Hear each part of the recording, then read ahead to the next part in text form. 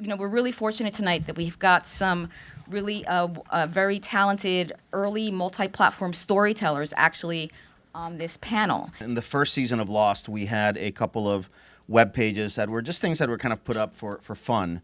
There was an Oceanic Airlines web page and a couple of other things like that. And when you're doing a transmedia experience for your show and it's an alternate reality game, you probably don't want the head of marketing for ABC and your showrunner putting out a press release saying, hey, we're doing an alternate reality game the week it comes out. I'm just saying. That really kind of broke the illusion for a lot of people, I think. But everybody was sort of drunk on the success of the show and on the idea of being pioneers in that field. Way back when we did Profiler was the first thing that we did. It was a really interesting thing because it was the show was a serial killer and there was a stalker, Jack. I don't know if anybody saw it. It's pretty old now.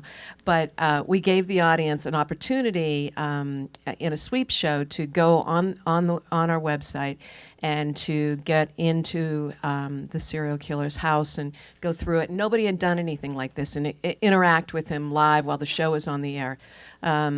And it was so successful that it, of course, crashed the site. We've heard all those stories, and it was wildly successful. But what was really interesting was that people really believed that as they were watching the show, they were communicating with the villain in the show in real time. When we started Ghost Whisperer, which was like 9 years ago, I think at least 9 years ago, we were picked up for Friday nights on CBS. So we decided that we would take it upon ourselves, and CBS, to their credit, first said, no, we do this ourselves. We said, well, just let us do it. It's really cheap, we'll do it. We decided that we would start building some assets and sending them out to webmasters and websites and bloggers and stuff. Everything from games like crystal balls that will read your mind and a bunch of things. By the time we went on the air, we were the #1 most buzzed about show, which was a word back then, buzzed about show that was coming on. And we continued that for the next 5 years every week. We would create assets that we would send out that would keep that show going. It ultimately came to what we call the total engagement experience, which is basically taking the TV show and making it the most important component of a more comprehensive entertainment experience. So I wanted to first address some of the showrunners in terms of how is storytelling, 360 storytelling, really affecting how you're developing your shows. I think we represent the old guard here. Yeah. We worked for an old network, like you guys do, and we went a very old-fashioned route, which you do a pitch and you get a show on the air, and then NBC has people who do this stuff now, because I remember working with you guys on Ghost Whisperer wondering, what is Kim doing? Yeah, well, NBC now comes to us and says, this is what we'd like you to do, or do you have any ideas for us that we can put up there? So we don't have to do a lot of what you did so many years ago, because they have that group, and then when they come and ask me, I said, well, you have to talk to Lynn. Well, yeah, I mean, we just thought we created a TV show, and it's like there's all this other. So they provided the basis, and when they come to them, basically, they don't have time. I mean, they're doing 22 shows, and there's just no time, as you guys know, to do this. So I turned to, feeding off the show, I turned to like our bullpen full of very talented young writers to come up with everything. So based on the show, we came up with a couple webisodes that were from the second to third to fourth seasons. We did that for a couple of seasons. And we gave those to our baby writers. Yeah. So in terms of East Los High, which I'd love to really chat about. Unfortunately, we can't show the trailer that basically walks through the entire 360 storytelling experience that they're creating, which is basically the blueprint of their show. So Mauricio, if you can actually speak. We did 24 episodes plus 10 hours of extra content. We created a video log of a character. We created a cooking show. We created dance competitions. We created the high school newspaper was completely designed and created with video, blah, blah, blah, blah. And that was all designed. We block shoot in 6 or 7 days. We shot 24 episodes, which I'll never do it again. That's why all my hair disappeared. But we learned a lot. We learned how to sit with the writer's room and talk to the writers and show them, look, there's a TV show, but there's this whole world you can play with. There's this whole expanded experience that you can play with and tell the stories that you're not going to have time to do in 22 minutes. I think one of the most exciting things about writing transmedia for East Los High, especially in this this last season. I'm going to talk about one of our main characters is an incest survivor.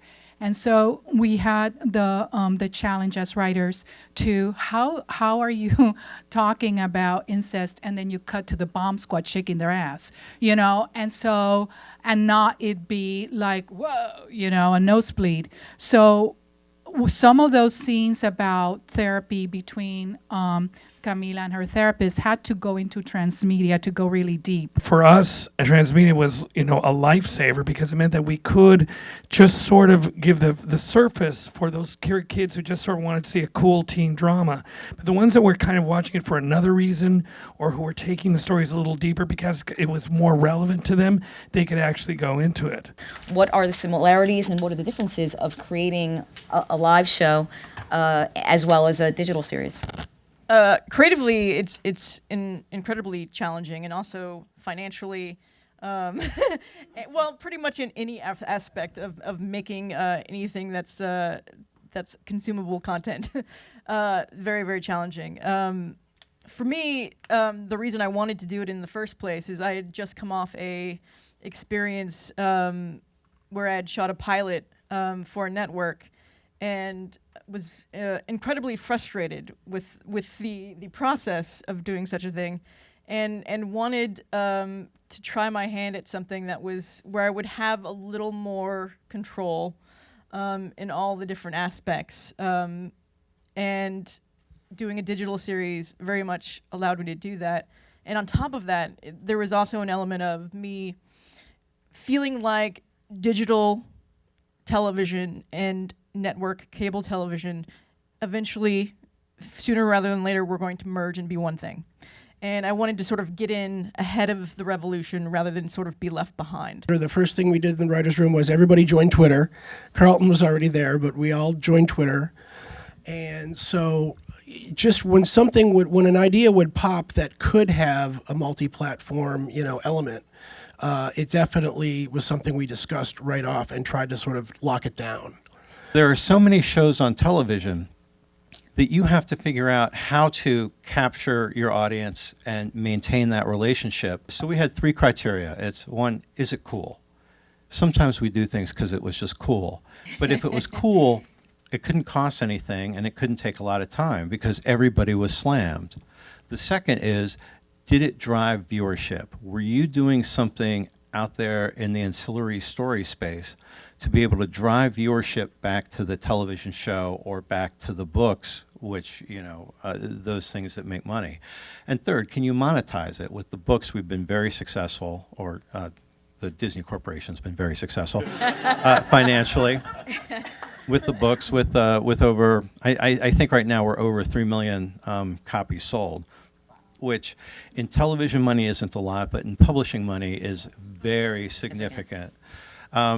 So it really is all about audience engagement. So in terms of advice that you would give writers if they don't necessarily have the skills yet for creating multi-platform stories, or, you know, if once you get onto a staff, you know, how can you actually shine in that space with all of these opportunities? So just advice that you would give, you know, younger writers and even actually, you know, more veteran writers in terms of embracing this world of 360 storytelling. Well, what I can say for me, since I'm in the younger writer category, and they touched on it a little bit, if you're the staff writer or if you're supporting the staff in any way, you're going to be the person tweeting. You're going to be the person creating, you know, the bios of all the fictional people. So before you get asked to do it, just volunteer to do it and just start doing it and just, you know, engage your showrunner, because they're thinking about budgets and they're thinking about locations and they're thinking about casting.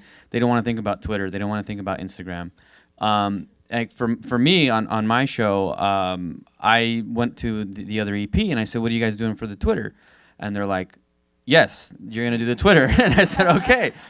But they didn't want to create a fictional Twitter. What they had me doing is every episode I was online engaging the other actors, engaging our fans, and you know, asking, you know, what did you think of that scene? Or oh, wow, can you believe she just said that? But use the tools and just make stuff.